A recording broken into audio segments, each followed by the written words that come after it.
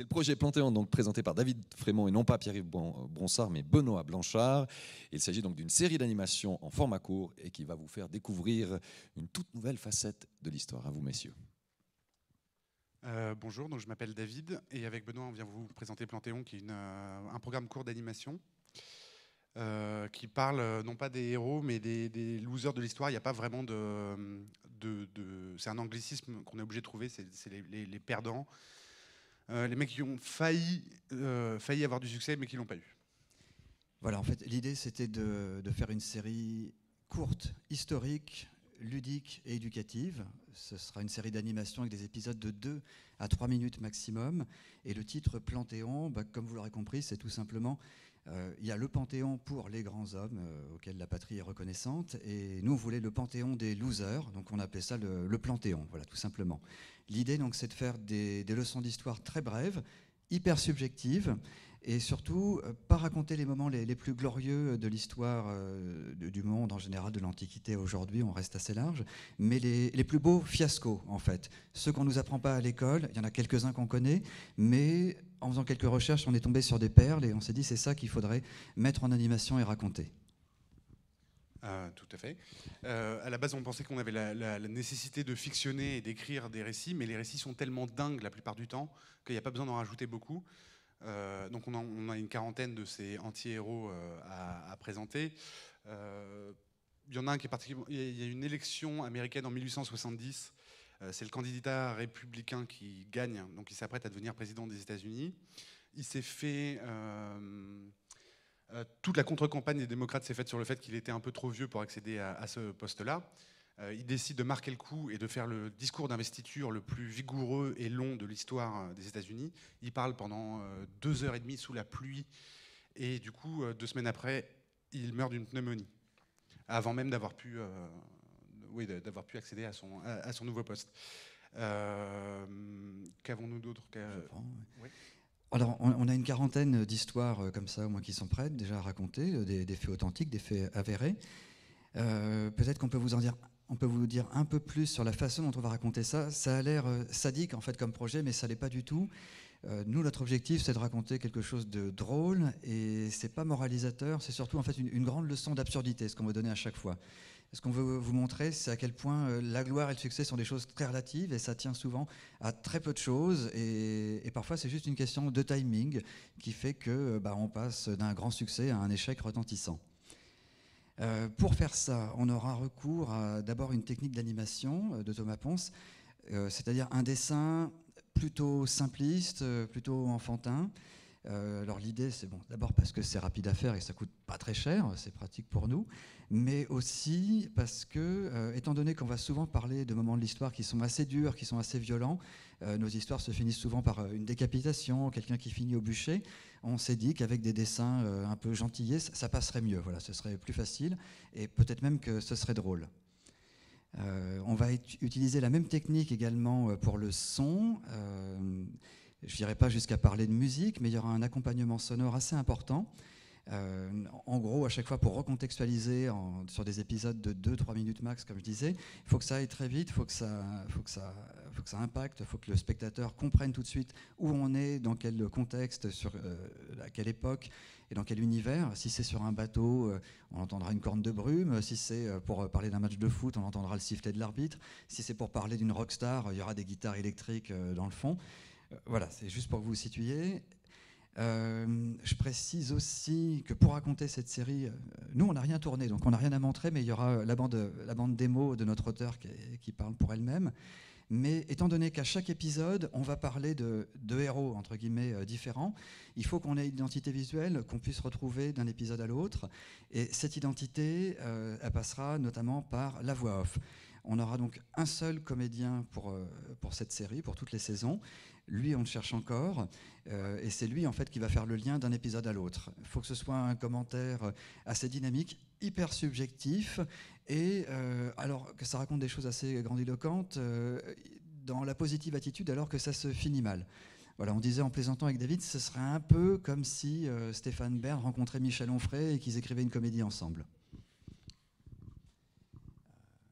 Est-ce qu'on montre, je vais vous montrer du coup l'univers visuel Le réalisateur et animateur est en résidence au Japon, du coup il n'est pas avec nous, mais je vous montre sa bande démo et des extraits des projets sur lesquels on a déjà travaillé ensemble, notamment un court-métrage pour la dernière collection Canal, un pilote de programme court avec France Télé, et voilà, bah, je vous montre ça tout de suite.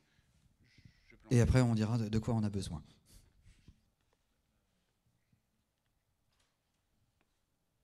Fond d'écran. Pardon.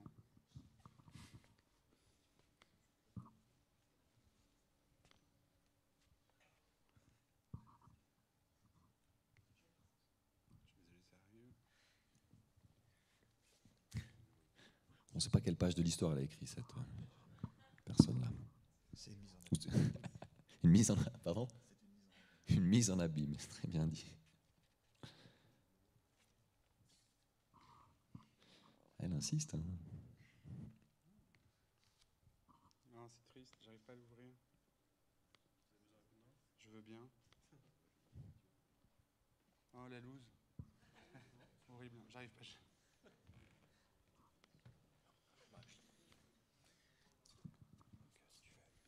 Je vais lancer ce fichier. Pardon, c'est la petite vidéo en dessous. Bah, c'est le point de départ de cette série, hein, c'est justement l'échec. Ma vie est une succession d'humiliations, une subtile alternance d'humiliation et d'échecs. Et du coup, je me suis dit que c'était intéressant de toute façon. Moi, j'étais gavé de toutes ces histoires de réussite et de success story, et du coup, de montrer l'histoire de ceux qui n'y arrivaient pas. Je pense même que c'est intéressant et valorisant pour certains des losers, que nous sommes tous un peu. Non plus, hein.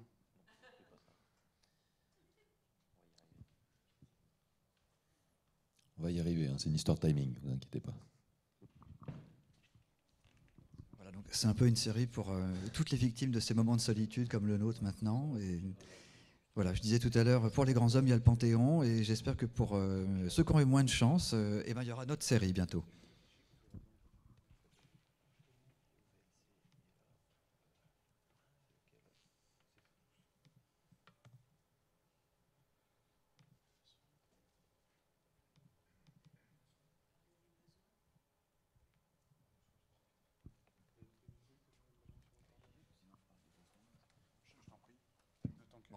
Comme je sens qu'on ne va pas réussir à lancer la vidéo, je vais parler des besoins, effectivement. Comme je l'ai dit, on a déjà une quarantaine de scénarios qui sont prêts. On est producteur, enfin David est un des créateurs, moi je ne suis que l'humble producteur de cette série. On est également équipé, enfin on a un petit peu de matériel, on a plusieurs stations de montage au bureau et également des postes pour faire de l'animation. Du coup, de quoi est-ce qu'on a besoin ? Comme c'est très frais pour nous et qu'on n'a encore rien préparé, on va se lancer dans une campagne de crowdfunding. Ce sera un bon test pour voir si on arrive à communiquer et si les gens adhèrent à notre projet. Mais on n'en est pas encore là. Ce qui serait top, ce serait d'avoir un diffuseur, peut-être France Télévisions Nouvelles Écritures ou Arte, ce serait extraordinaire, étant donné que c'est un projet à haute valeur éducative. Ensuite, si on avait un diffuseur, on serait une étape supérieure. Je pense qu'on pourrait aller solliciter le CNC plus tranquillement. Et donc concrètement, on a besoin de sous, beaucoup de sous, mais on n'est pas aussi réticent à l'idée d'avoir un coproducteur avec nous, parce que même si on a une structure, même si on peut trouver des sous pour le faire, on est tout à fait prêt à négocier, enfin à laisser quelque part du projet à un producteur qui aurait ou super bien de l'argent à nous donner en contrepartie, ou pourquoi pas, on sait que ça existe, des producteurs qui ont une dizaine de postes pour faire de l'animation. On peut lancer ? Presque. Et vous êtes également à la recherche d'une voix off, c'est juste ? Et on cherche un comédien voix off, absolument. Claude Pieplu, c'est trop tard, malheureusement, on n'a pas pu. Mais... Il y a d'autres pistes ? On a pensé à homme, mais on ouvre. Homme ou femme, oui. Vous cherchez dans quel domaine ? Est-ce que vous approchez des écoles ?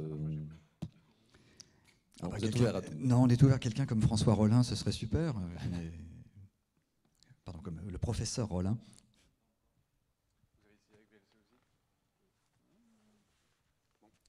Bon, on va le faire sans visuel, donc ce sera une série d'animation sans images. Vous pouvez juste me rebalancer je vais vous montrer sur PDF juste des visuels fixes, du coup, à défaut de vous montrer la vidéo de la bande démo. Très rapidement.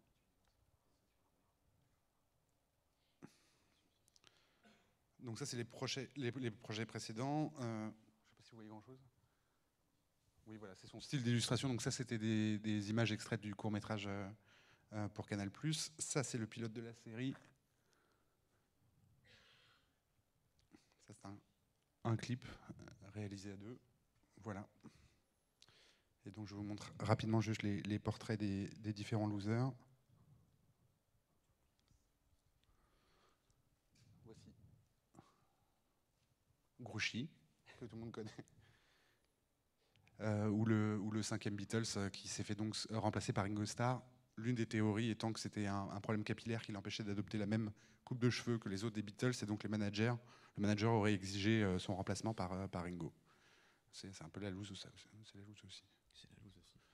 Bon, merci beaucoup. Du coup, j'abandonne ici. Ils baissent les bras. En tout cas, ils sont à votre disposition. Et je ne sais pas si vous avez des questions. Si ce n'est pas le cas, n'hésitez pas à les alpaguer. Ils seront dans les parages. En tout cas, merci messieurs. On vous souhaite plein succès avec ce projet.